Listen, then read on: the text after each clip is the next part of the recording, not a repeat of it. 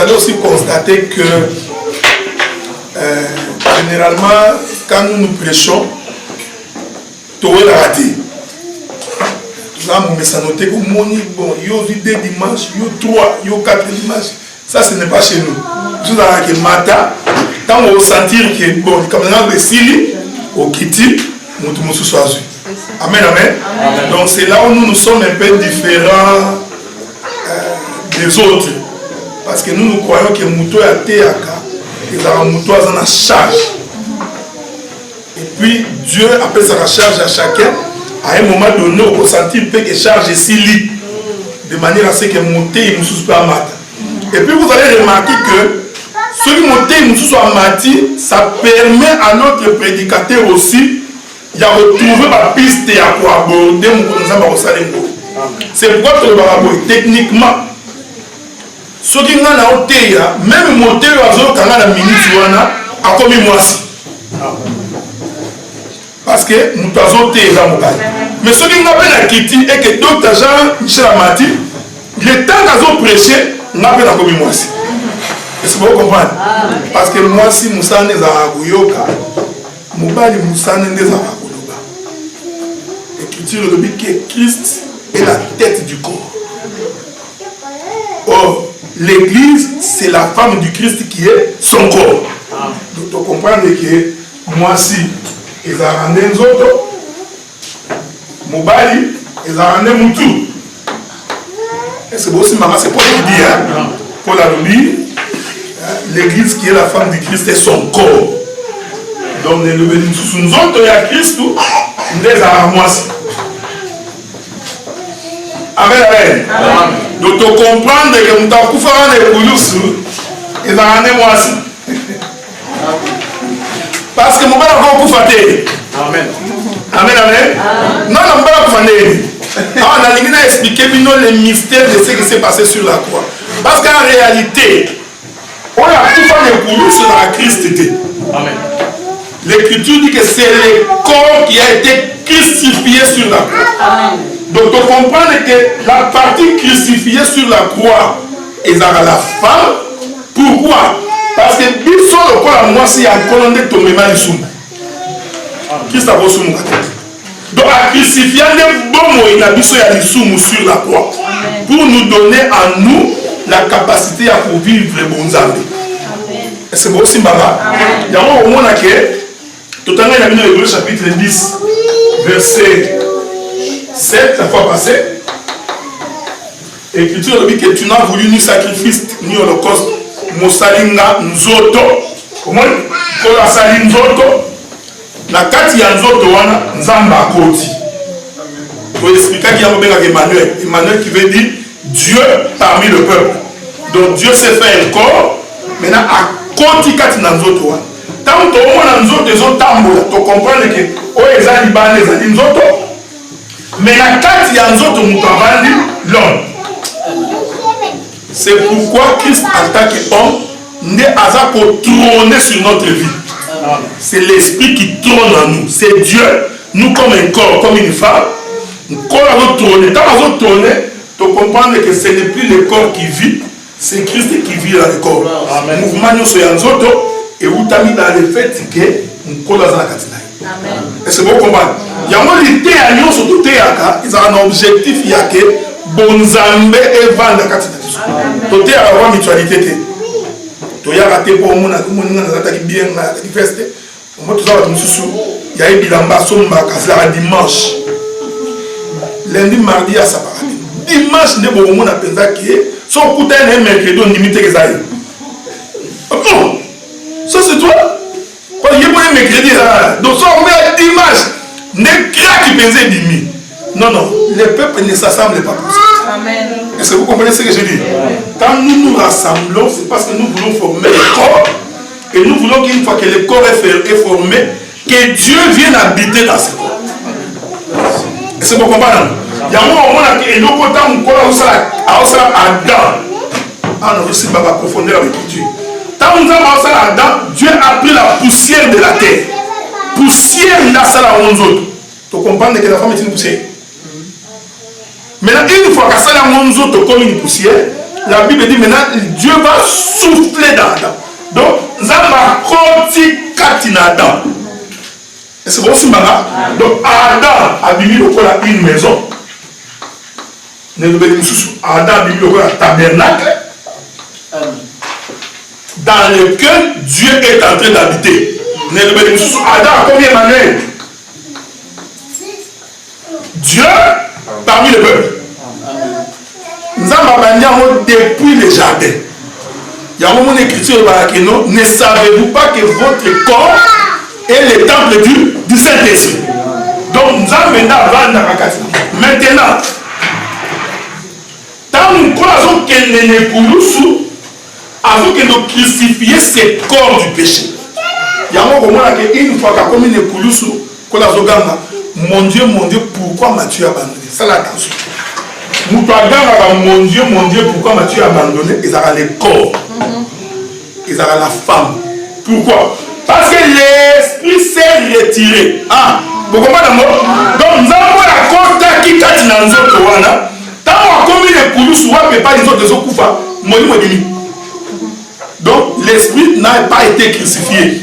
L'esprit a abandonné le corps pour que le corps soit crucifié.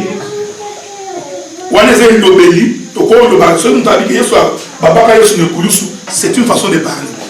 Mais la profondeur, tu comprends que Jésus le corps nous a mis à pour couper. Amen. Donc c'est le corps qui a été crucifié sur la croix. Quel est l'enseignement? Nous avons comprendre que quand nous avons la capacité à crucifier nos membres au péché. C'est aussi marrant.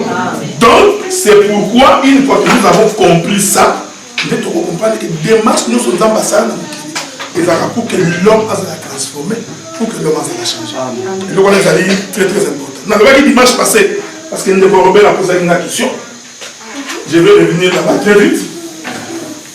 Bien aimé Jean-Michel, Éphésiens chapitre 4. Éphésiens chapitre 4.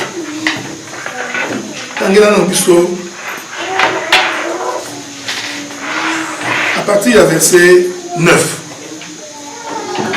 Éphésiens chapitre 4, verset 9. Or, qu'est-ce qu'il signifie il est monté, sinon qu'il est aussi descendu dans les régions inférieures de la terre? Donc, qu'est-ce qu'il signifie qu'il est monté, sinon qu'il est aussi descendu dans les régions inférieures de la terre? Les régions inférieures de la terre, il y a un samadine. C'est lui qui est descendu, c'est le même qui est monté au-dessus de tous les cieux, afin de remplir toutes choses. Et il a donné les uns comme apôtres, les autres comme prophètes, les autres comme évangélistes, les autres comme pasteurs et docteurs, pour le perfectionnement des saints, en vue de l'œuvre du ministère et de l'édification du corps de Christ. Merci beaucoup. Éphésiens sur le baboui. Qu'est-ce qui signifie qu'il est monté, sinon qu'il est aussi descendu dans les régions inférieures de la terre? Maintenant, celui qui est monté, en montant, a sali makabo, a sali les dons aux hommes, a sali Bamisou sur le rôle pasteur, notamment des autres, Bamisou sur le rôle évangéliste, docteur, prophète et apôtre. Awa tous dans le ministère. Donc nous avons un matin. Quand nous avons matin, à sali ma cabo pas yaba. À sali ba monsieur le roi pasteur, ba monsieur le roi évangéliste, ba monsieur le roi docteur, ba monsieur le roi prophète, ba monsieur le roi apôtre. Écriture et lobby en vue de l'œuvre du ministère et de l'édification du corps de Christ. Aussi marrant. Donc, et puis ça mis pour que le corps du Christ. Bon, c'est la tête de Sabino que le corps est une femme. Donc, nous autres, on va faire ça ministère pour Tonga, c'est une femme. De quelle femme la Bible parle? De l'église. Amen. C'est bon, c'est marrant. Et ça, nous autres, la Christ, c'est nous autres. Non. Après ça, ministère au sein, pour que le corps de Christ, quel est le corps de Christ? Éphésiens répondre. Le corps de Christ, c'est l'église, c'est sa femme. Pour que l'église ait ton âme.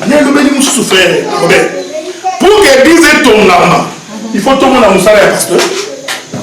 il faut tout le monde dans le évangéliste, il faut tout le monde dans le docteur, il faut tout le monde dans le prophète, il faut tout le monde dans le apôtre. Il y a un moment de biso, ton dit ma vision, il y a pasteur titulaire. Mon Dieu, le pasteur titulaire est en naïf. Parce que ça contraire dans Éphésiens chapitre 4. Amen. Éphésiens a ici sur les 5 ministères. Mais ça, attention, père. Les 5 ministères ne veut pas dire 5 individus. Il faut ça, attention. Donc, nous avons un ministère doctoral. Mais en même temps, 2 fois, j'ai fait l'œuvre pastorale. Il n'y a pas ça, l'œuvre pastorale. Mais dans ma matière, il y a par moment, il y a la prophétie qui sort. Mais nous avons toujours l'apostolique. Mais ils ont un ministère principal à bisoter. On a essayé de la fois passée qu'il n'y a pas une délimitation entre les ministères. Parce que c'est le même qui est monté, qui est descendu. Mais pendant que nous prêchons, nous avons croire que les gens à qui Dieu a préparé au ministère. C'est-à-dire que l'objet et pas un de vos Georges, le ministère apostolique des Arabes. Donc, au monde, Bishop a été écrit aussi dans le monde. Donc, on a regardé moi, tu connais pas frère Nicolas. Non, je vois qu'il y a un ministère évangéliste. Donc, au monde, il y a des services de nous serons. De par la nous autres travailler, nous autres ça va nous permettre de comprendre que ces frères ici, bah, bien dans tel ministère. Et puis, monter, il y a solo, il faut encadrer un mot pour qu'il y ait mon nana. Il y a un peu de monde qui est comme si soit comme un moté. Bon, nous savons que ce caca, tu vas nous voir la bim, na vous fan. Vous comprenez? Donc, nous allons dans le ministère. C'est pourquoi moi, c'est facile à former un pasteur dans l'église, dans l'école théologique. C'est facile. Mais on peut former un prophète. Il y a un moment dans la théologie, on peut former un prophète. L'évangéliste, c'est vous qui avez sur la Zalaka. En tout cas, on n'a pas passé, tout va bien, on n'a pas pasteur. Dans le but que la théologie, il faut 2 fois y avoir moins connaissance. Ce n'est pas mauvais. Mais le ministère, vous avez l'école théologique. Amen. Et à pour autant l'école théologique, il faut nécessairement comme église. Non, pas nécessairement. Donc il faut nous avoir ça là au don. Il y a un moment où David a dit Goliath. Bitumba David à Goliath. David a dit que 5. Alors, le parce que dans le rotamon, et qu'il dit que non, il y prit 5 pieds. À tiens, on a dit bien. Parce que sa gauche, hein, et ça m'a pour Nyama. La JBCF de David, il a pour Nyama. Donc, il y a qui Nyama. Mais le sous, il y a qui Nyama Mobimba, mais n'a pas Nyama, ma bama mitan de Bombani. C'est pour ça que mais pour que David a vu il a fallu que David a fumé la sacoche prophétiquement, ils ont dit en colo. Ils ont pensé JBCF pour qu'elle retire les bancs. Les bancs ont retiré dans ce moment. Mais c'est nous pour ça attention. Parce que quand la bamba qui 5, la tika qui 4, souvent ils ont 5 points. Bien, il y a pourquoi il y a 5? Parce que 4 ans, il y a un mois. Prophétiquement, il y a un bamba sur 5. C'est tous les ministères qui vont combattre. Parce que quand Christ monte sur la croix, il y a un ministère mobimba. Au moins, le même qui est monté. Quand il y a été apostolé, quand il y a évangélisation, docteur, prophète, pasteur, dans tout. Mais tout le monde dit pourquoi? Parce que moi, tout ça, ceux qui ont été à Libanda, nous avons bima, bien que à outil pas dans mais à quoi bima avec une portion.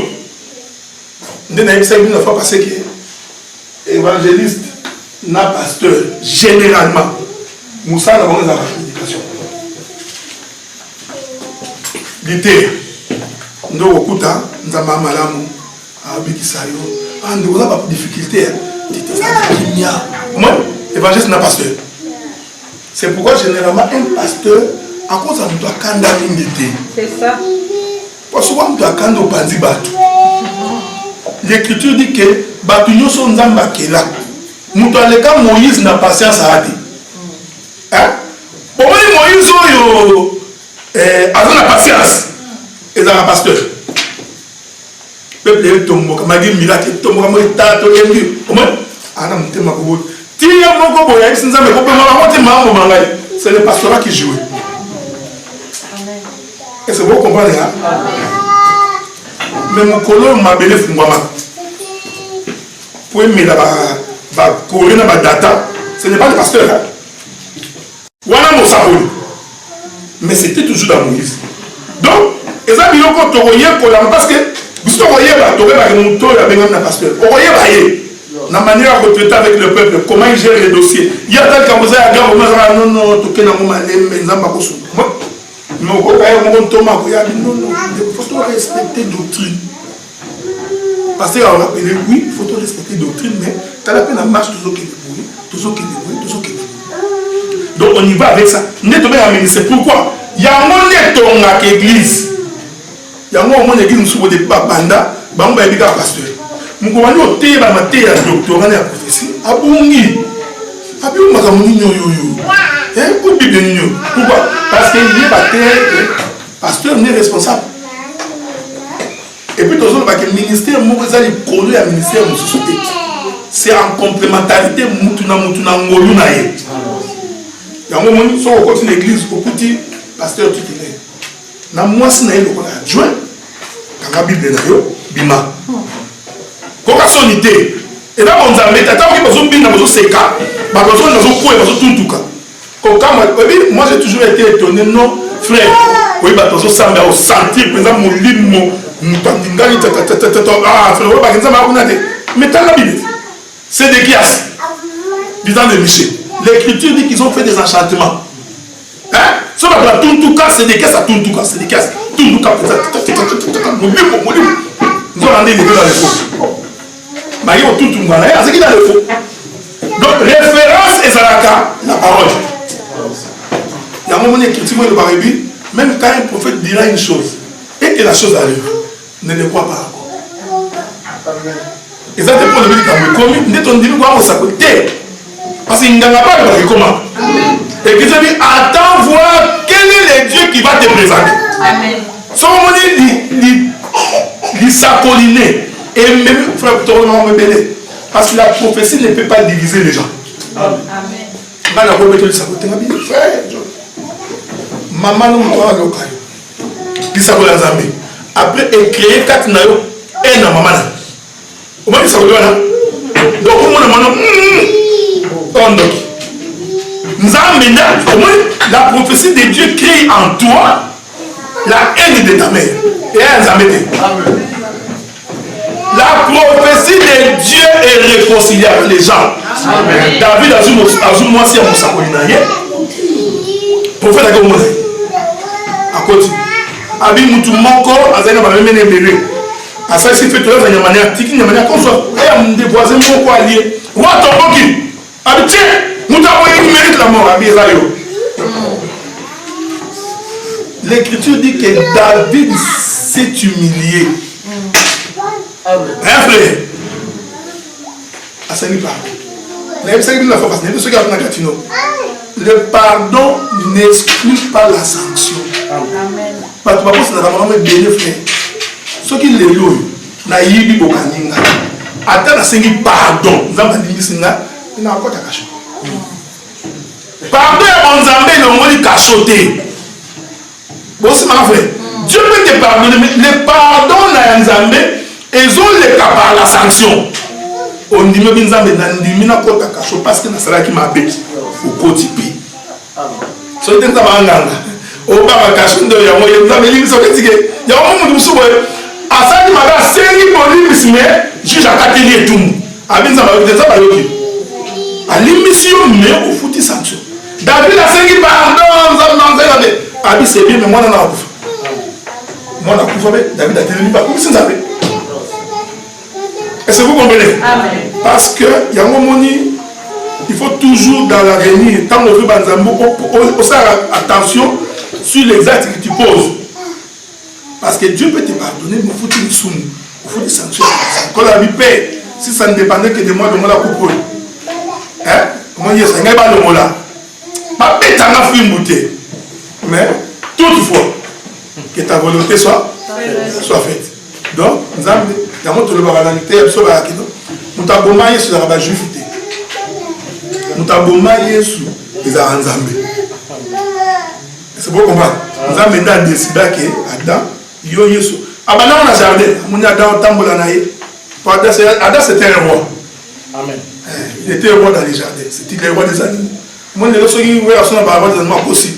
Le véritable roi des animaux, c'est Adam. Adam, Adam, le fils de Dieu, nous avons se pénité. Tiens, ce gars-là, il n'est pas bon que l'homme soit seul. Ah bon, c'est pas mauvais qu'il ne soit pas assailli. Mais pourquoi nous avons fait bon maïs pour essayer de moi? Après, c'est de moi, c'est ça qu'il y a bon maïs. Atiki. Ah, frère, vous comprenez? Donc, on parle que les frères avant parlent. Il faut pas bon maïs. Vous avez la terre qui est ce qu'on peut financer. Qu'on va arrêter. Il faut qu'on fasse avant parler. Pourquoi? Parce que Eve va appeler son candidat. Parce que si on coupe à ton bétail. Est-ce que vous comprenez ce que je dis? C'est pourquoi nous avons bon Adam. Non? La Bible dit que Dieu frappa Adam d'un profond sommeil. À bétail kongi. Mon Lazare a koufa, Lazare a koufa te. Alani. Tu comprends que tant nous avons à bomaka, et Zanda là ici pongi. Donc tu vas le voir que nous avons bétail Adam pongi. En réalité nous avons bomaka Adam. Est-ce que vous comprenez? Adam qui était fort. Les lions. Ils ont géré dans le jardin. Nous avons rendu faible. Vous me comprenez, frère? Adam, après la création, il y a Ève, c'est l'agneau. Malingi, bosi melo. Là, c'est na comme si nous avons parce que et il y a dans le bas. Jean a taillé la trône. Amoni le lion de la tribu de Juda. Expliquez-moi, on a expliqué les 4 bandes des bandes de Loire. Quand on s'est détourné, Amoni sur le trône, Amoni l'agneau. Amen. Or, les lions, c'est la force. L'agneau, c'est la faiblesse. Et c'est aussi maintenant. Il y a un moment où c'était l'agneau. Il est sorti comme une faible plante desséchée devant ceux qui l'attendent. Il ne dit même pas un mot. Il a dit, mais quoi qu'ils ont partout. C'était l'agneau. Donc, agneau, ils ont la faiblesse. Les lions, ils ont l'homme fort. Donc, quand Adam a géré le jardin avant la création de Ève, Adam était un homme fort. Il commandait, il dirigeait le jardin. C'était le roi. Oh, les lions, c'est le roi. Genèse chapitre 49. Judas, tu es jeune lion, tu seras roi d'Israël. Il y a un moment là que le roi nous sur Israël, la tribu de Judas. À part aventurier, pouvoir en désordre, Saoul. Parce que Saoul, c'était un roi qui a été choisi par le peuple. Le peuple dit non, Tolingi, roi de quoi la roi, surtout. De la tribu de Benjamin. Donc, les lions, c'est le roi, c'est la force. Vous comprenez? Donc, David, Adam Tambola, c'est les lions, c'est la force. Mais le roi Nzamba a dit un mystère que celui qui était fort a comme faible. C'est là Philippiens chapitre 2. Lui qui était égal avec Dieu n'a pas considéré comme une pouvoir arrachée d'être égal avec Dieu. C'est dépouillé de sa divinité à Missali serviteur. Nzamba a frappé les lions. Quand on a frappé les lions qui est Adam a confus. A retiré les côtes. Or, je vous dis frère, toute la puissance d'Adam a été retirée dans la côte. Ndesika faiblesse ya Adam et Banda. Ya wamoni na ba, so wamoni mobile so ba ke ngana yanki na ba kosi. On a bête la mama sanyeli solo. So ba kuteli banda. Wani na yanki. Mais celui moi ça da télé médaille. Bon monde. Pourquoi avec ma fondre, ma tata mon anzila, ça pas problème. Mais son agneau on est tout c'est milité. Mais moi, si à Kangeli avec yo, et pas dans la ligue soutien, frère. Surtout quand on aime la femme. Amen. Hein? Là, je parle des hommes qui aiment la femme. Hein? Bon, au monde, on a fondre. C'était un mystère, frère. Donc, quand Dieu retire la côte, il prend la côte, il met dans elle. À ça, moi aussi, nous avons ma casse, nous sommes mobile, pas moi. Mais là, dans la mouka, cet Adam n'est plus fort, c'est un agneau. C'est pourquoi quand elle va présenter Karambuma, ce n'était plus le lion, c'était la faiblesse. À répondre, il faut que tu n'ailles. Est-ce que vous comprenez ce que j'ai dit? Oh, cette chose est un mystère par rapport à Christ et à l'Église. Amen. Christ qui était le lion, l'homme le plus fort. Dans sa mort, il nous a donné l'os. L'os, c'est l'enseignement, les fondements des apôtres et des prophètes. Maintenant, le coup de Bissot comme il a enseignement, maintenant Christ a comment faible devant Bissot. L'Écriture dit que si mes paroles demeurent en vous, demandez tout. Donc, vous êtes obligé. Pourquoi? Parce que nous constituons sa force. Yes. Amen. Nous sommes pas ça qui n'a pas. Si vous avez un téya. Il y a un essai qui va me et à moi, si vous avez un téya, on a un téya. Mais, ces exemples peuvent permettre de comprendre le mystère du royaume. Vous comprenez? Donc, Dieu a fait ça pour cacher les mystères du royaume. Donc, si Adam, c'est un Adam faible. Pourquoi? Parce que si on retire ma casse, nous sommes par moi. Et dans la femme, il y a toute la puissance. C'est pourquoi mon église, les lots, nous avons la puissance des hommes.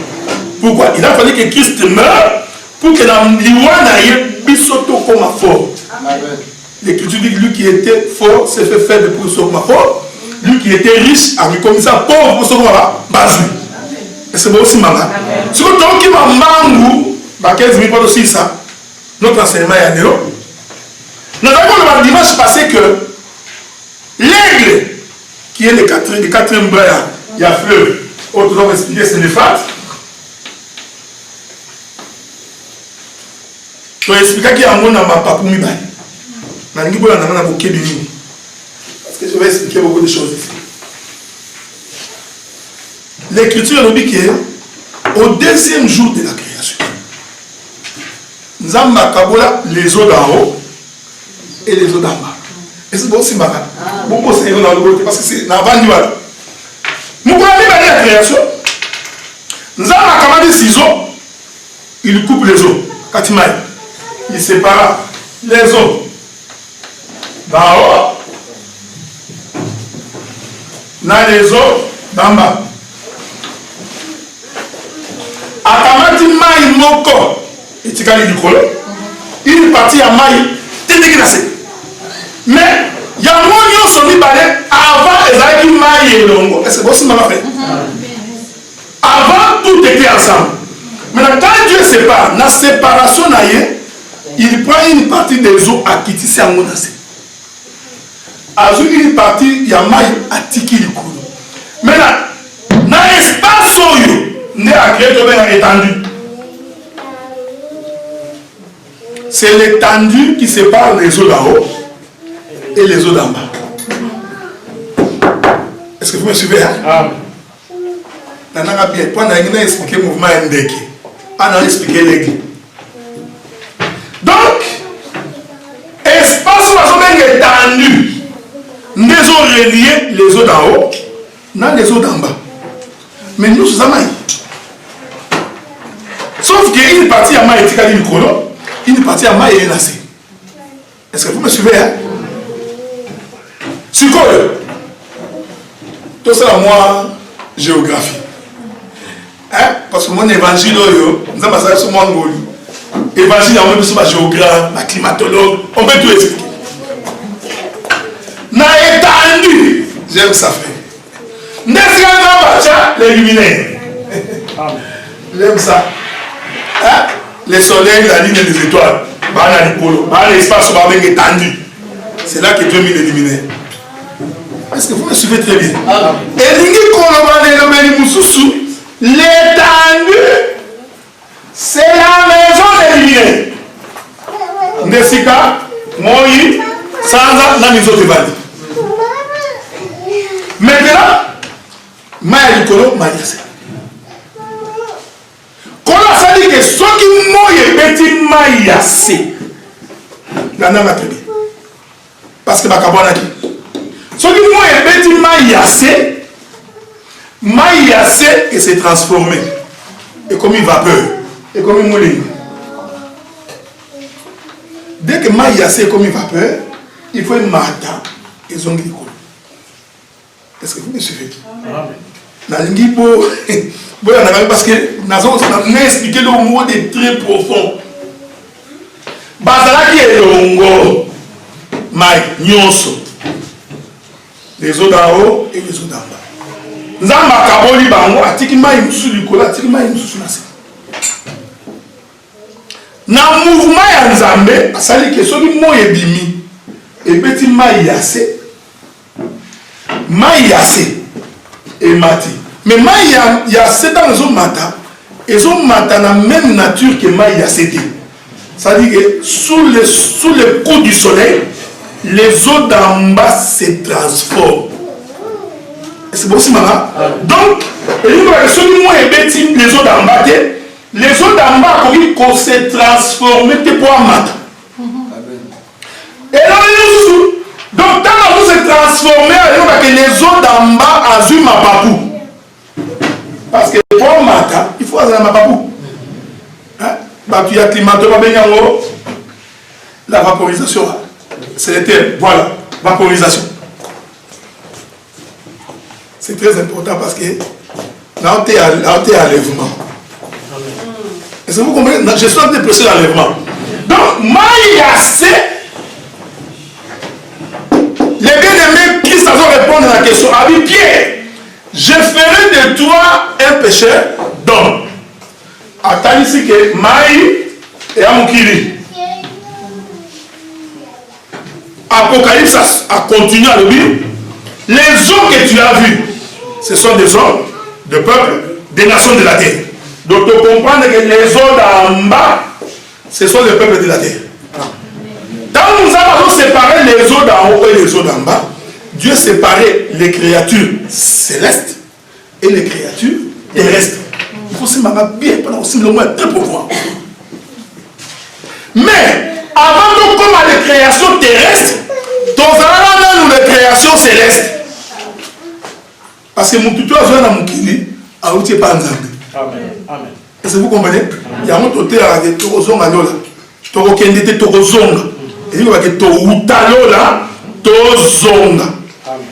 Les eaux d'en haut, nous avons séparé les eaux d'en bas. Mais comment ça a été une boule de bêta? À chaque fois que nous les eaux bêta, nous avons quitté ça un peuple de la Moukini. J'aime ça, frère. Bon, on a dit. Tu regardes les eaux d'en haut, les eaux d'en bas. Frère Nicolas, avant qu'on m'en frère Nicolas, il était d'abord les eaux d'en haut. Azakina Nkolo. Est-ce que vous comprenez? Nous avons passé que par le canal de son père et de sa mère, nous avons botani. Wana na nenga mukili. Ne le béni mususu, alongwa ki Nikolo, akiti nase.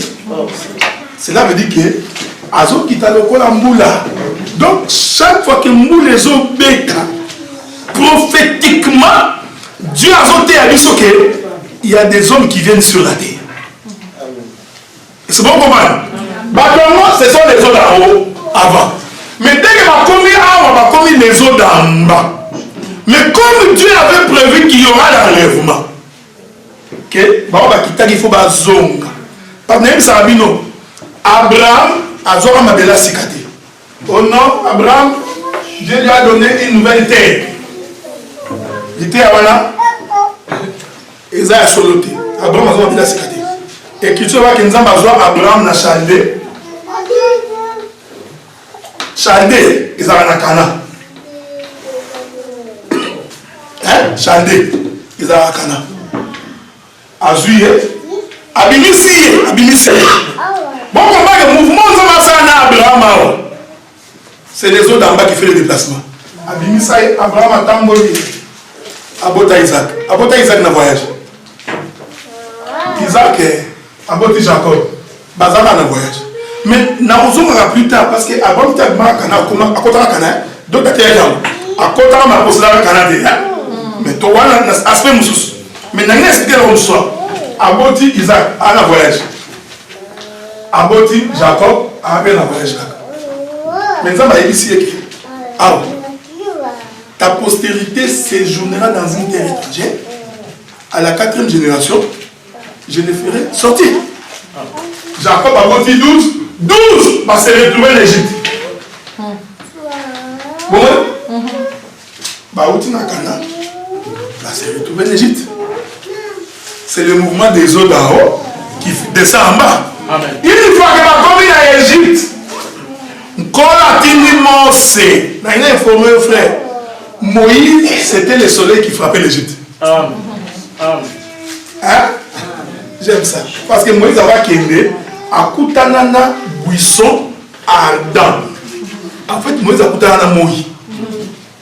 Parce que, on va expliquer en gros, au moment où Moïse se chauffer, ils ont la couleur et la Moïse. Il y a un moment où Moïse se revoit, et Moïse c'est le feu. Moïse a Koutanana, Kola Bibimisa. Mouvement, Moïse a Bibimisa. En réalité, c'est les eaux, parce que l'Égypte, c'est les eaux d'en bas. Mais c'est une fois passé que non, l'Éternel dit à Jacob, Jacob descendit en Égypte. Donc, Akita. Nous ne sommes pas du colon, Akiti. Donc, Égypte, ils ont menacé en bas. Les eaux d'en bas. Maintenant, la zone Bima, qu'on a dit comme ça, souvenez-vous de cette écriture exode. Souvenez-vous quand je vous ai fait monter de l'Égypte sous les ailes de l'aigle. Ah, pour comprendre que Kobima Égypte, Kozo Makana, et Zarabazo Matalikolo. Moi, évaporation. Ah, Michel Zolanda, vous allez voir. Donc, évaporation. Mais pour l'abîmement, il faut que l'agneau puisse mourir. Amen. Nous devons expliquer que la mort de l'agneau dans l'Égypte, c'est le soleil qui frappe le peuple d'Égypte pour que ma papouille à Kobima. Amen. Sans quitter, nous avons la création, frère. Tu as créé les eaux d'en haut, dans les eaux d'en bas. Quand on va expliquer les mouvements et l'enlèvement, pour que tu aies eaux bêtes à maille, et subir le poids. Et nous quoi. Mais dans nous quoi, et ça pour se transformer. L'idée, frère, l'idée n'a pas besoin de transformer. Soit l'idée est transformée pour combattre. Donc, quand on est transformé, malgré kilo est commis, pépé. C'est vrai ça. Parce que ce qu'on y a à fuming pour moi, il y a des difficultés. Pour pouvoir un peu ce kilo dans les autres. Donc, il faut la souple pour monter. Oh, prophétiquement, monter au c'est le mouvement de l'aigle.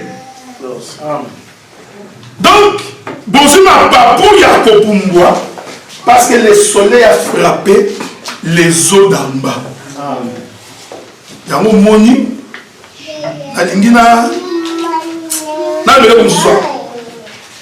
vous savez, quand Moïse a attendu dans le désert, pourquoi attendre dans le désert? Parce qu'il fallait moins bêta. Parce que moi, ils ont permis, tant moi, ils ont bêta. Parce que moi, ça a la sélection. Ils ont bêta pour que l'eau comme un bébé m'a. Au moins, le voilà or, hein. L'eau pour mon beauté à or. Il faut les gars à feu. Si on a les gars à feu, or, il a la valeur d'unité. Mais tant que les gars à feu, or, il a fait son yoko. Mais au moment que l'eau qui sort du feu, a comme un rappel léger, peut à comme il a éclat. Il y a un moment où la tsunami t'a dit, je suis noir, mais je suis belle. Amen. T'es frère. Techniquement, pas un noir et la belle. Hein? T'es. Mais il y a que je suis noir, mais je suis belle. Ne prenez pas garde à mon teint noir, car c'est le soleil qui m'a brûlé. Donc, à démontrer que beauté dans les eaux où tu as parlé, le fait que moi, il est tumbinga. Oh, et le tsunami d'Azon, il parle du soleil qui est en train de frapper les eaux d'en bas. Donc, quand on a les eaux d'en haut et les eaux d'en bas, nous avons fait ça des canisiers. Bisous, vous avez dans le colo. Toujours qui t'a une partie qui tire, une partie qui gagne. Expliquez-moi, mais entre les deux, il y a un mouvement qui se fait. Donc à chaque fois que Mbou le bétac, Dieu fait descendre les eaux d'en haut vers les bas. Donc naissance nous sur la moine et Zambé, les eaux d'en haut qui descendent en bas. Tout ça la raison, on va le dire. Parce que nous venons d'ici, tous descendre. Mais quand on quitte, tu as combien de difficultés pour remonter? Parce que tu as combien de kilos? C'est-à-dire nous naissons tous dans la nature du péché adamique. Nous sommes kilos. J'aime Dieu. Parce que même avant Soumoukanza, nous avons un Dieu comme ça, frère. Quand tu pries le véritable Dieu, il y a même avant difficulté, nous avons sa solution à la difficulté. Non. Mais on dit qu'à l'époque, il y a la difficulté. J'aime ça, frère. Au moins, les évangiles, il faut tout à voir. Tout est en Zambo, il y a la difficulté. Israël Bima. Au moins, Moïse a qui Pharaon. A qui m'a pété. Si c'est le pays de Madian. N'a pété. Tu as vu, mais a commencé les Madians. Mais Moukonza, c'est un Nibissa. Ah bon, quel nom Nibissa Bamou? Nous avons dit la côte d'Égypte, tu as dit la côte d'Égypte, la côte d'Égypte. Mais pourquoi les Azou Bimissa Israël? Pour les Azou Nzilo, il y a la côte d'Égypte. Pour les Azou au moins, frère, moi, il a dit que moi, il a dit que très bien. Donc, moi, non,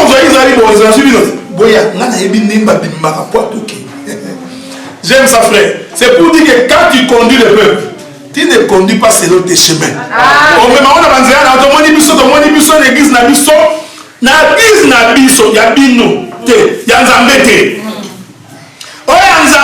c'est un modèle de l'écriture. Moïse a dit que habité. Malheureusement, nous avons donc, est-ce que tu Moïse a dit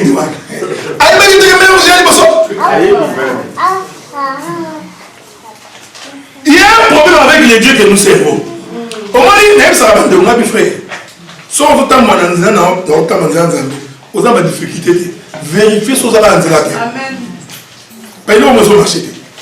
Nous avons un problème. Il est en jalousie, ma casse. Et puis ça, nous avons des candidats sur ma zone immérité. Sur la Oumélie, à sentir que nous avons été, nous avons dit qu'on va il faut créer un événement pour nous. Nous avons dit et Oumélie, maman gêne. Oumélie, maman gêne. À mon avis, on a qui sait que Naza.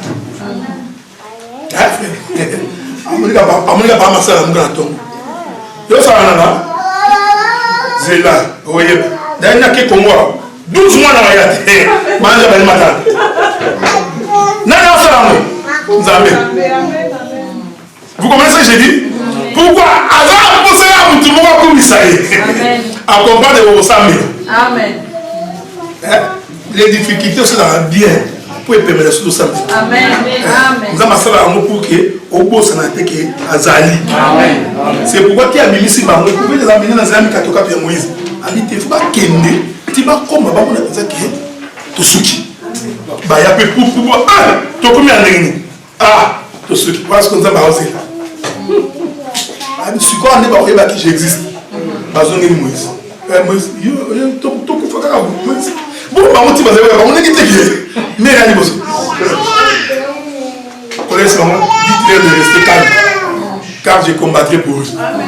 Au moins, donc nous avons c'est un Dieu comme ça. Donc, tu peux aller à mon kiri pour la yébali que tu mais comme il est Dieu, il a placé le soleil sur l'étendue. Pour que le soleil ne nous frappe pas. Donc, on a la capacité à consommer pas pour la commune. Amen. Frère, quelle que soit la difficulté que tu as, il y a que nous avons toujours une porte. Toujours, frère, toujours.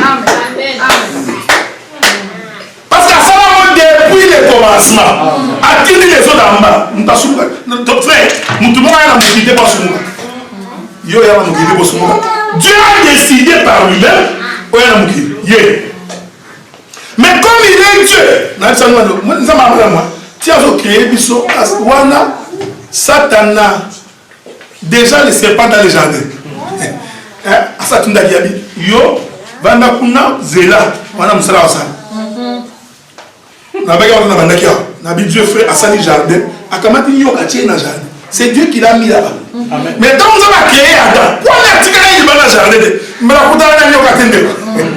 So il va tika na Adam il va dans jardin, mais la kuta nyoka wana te, akamati pas même équipe tina jardin, piou. Voilà les dieux comme ça. Tout en sachant que le serpent est là-bas. Ah, c'est lui. Dieu a un plan. On expliquera les mouvements des autres d'en bas. Nous expliquera. Pas, nous devons nous occuper.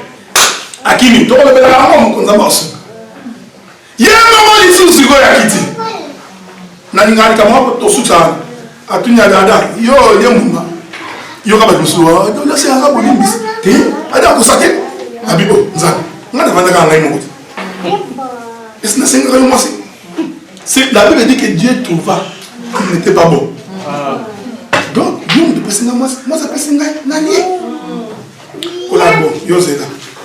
Akeba moi. Yo. Olie, moi c'est pas lui. Nyoko yo taki ya na jardin. Ndelo wa isaki.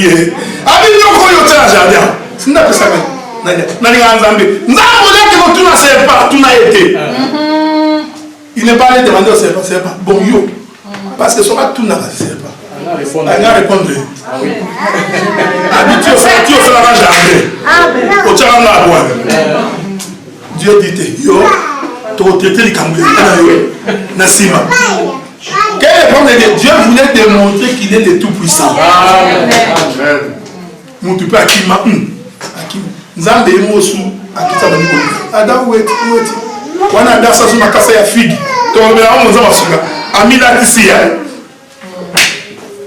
makasa ya figi mukomo yeso azo ya tela pa amoni zita figi amoni makasa bele abifuna buka ngoma nani apusa na boy ngume amoni ya abiyo kote sute bakei bazoni makasa figi ka ne makasa ya darata to bela on ada amila tisia makasa ya figi pa bumba bumba munai kolo ayabite obilambate o mfeza mbatu asumu kimami tongeli lambane ya figure donc ma courage ba les frères moni fana na swate oya ni mama ki dende sa mabe te abandi fana na swate moi sur la Bible demo il y a 18 frères mon te me soukia ami tongeli la bane ya figi. Mais frère, bon, yo mo so ndenge ne. Yo sa kana sema na mwana gite. Frère, non, ata yo ata moli mo amote. On laisse c'est moli mais ça n'a justifié que le quoi salaki est ça correct. C'est ce qu'a fait. Mon bon mari est en kolo aye, l'écriture de kolo bimana posanyam. Alléluia. Ah ndia watu ba mama ni kamuza. Donc, quand tu as salaka agneau, aïe, bon, salaka. Moi, tu as dans ce que toi, tu vas t'appeler l'agneau. Alors, on comprend que agneau, non, là, tu es là-bas. Mais Dieu savait. C'est pour dire que, na bon moya moi dans l'agneau. Si tu es enfant de Dieu, comment marquer sur le cameroun? Amen. Comment marquer? Parce que l'éternel Dieu m'a soutenu la parole. David a dit, a dit, je n'ai jamais vu un juste à mon avis. Moi, je n'ai pas. Frère, c'est impossible. C'est impossible. Donc, il n'y a que même temps on a des difficultés. J'aime ce que tu dis, même si la prophétie tarde à venir. Ah, tu comprends que la prophétie tarde. C'est qui dit, il tarde à. Oh, il y a un monsieur il y a besoin d'un bazar à tic-tac. Il y a tic-tac. Tic-tac. Papa, nous avons un tic-tac. Maintenant, vous comprenez. Quand Dieu promet, la prophétie doit garder. Pourquoi? Il y a des choses. Il faut nous vérifier. Persévérance. Amen. Patience. Puis bon, nous ne pas une. C'est pas bon, mon mot. Sois un mot osé. Abi Atala. Elle s'accomplira. Elle s'accomplira certainement. Donc, si on a la difficulté, frère, les lotés, l'obité, ça a l'assurance que moi, n'a aucun mélodie dans ça. Amen. Frère, maman, j'ai dit dans le bandaki, tu n'as fait une chose, tu as eu 4. Hein? Et tu veux que nous sommes pour ça. Mais nous avons la foi. Comme Dieu, comme Dieu est Dieu. Donc, tu as un soubari, et un bis, à côté qui va quitter la zone. Mais personne n'est descendu. Vous comprenez, frère? Donc, au moment où tout ce que tu veux obtenir, ce que tu peux persévérer par exemple. Amen. Donc, nous avons séparé les eaux d'en haut et les eaux d'en bas, à expliquer les mouvements de l'aigle. À qui si sont assez, à tient moi tumbi, ma belle, mayo et zuma papou. Nous avons expliqué bien le béda. Bon, moi, tirer sans matawana. Ils ont les eaux qui montent, ils ont la vaporisation. Ici, moi, je suis aussi malade que pour nous autres, on a un mot. Et à ce nous autres, qui a vanté. Donc, c'est un corps transformé. C'est seulement les gens qui sont transformés. Amen, amen. Tout est mis pour nous.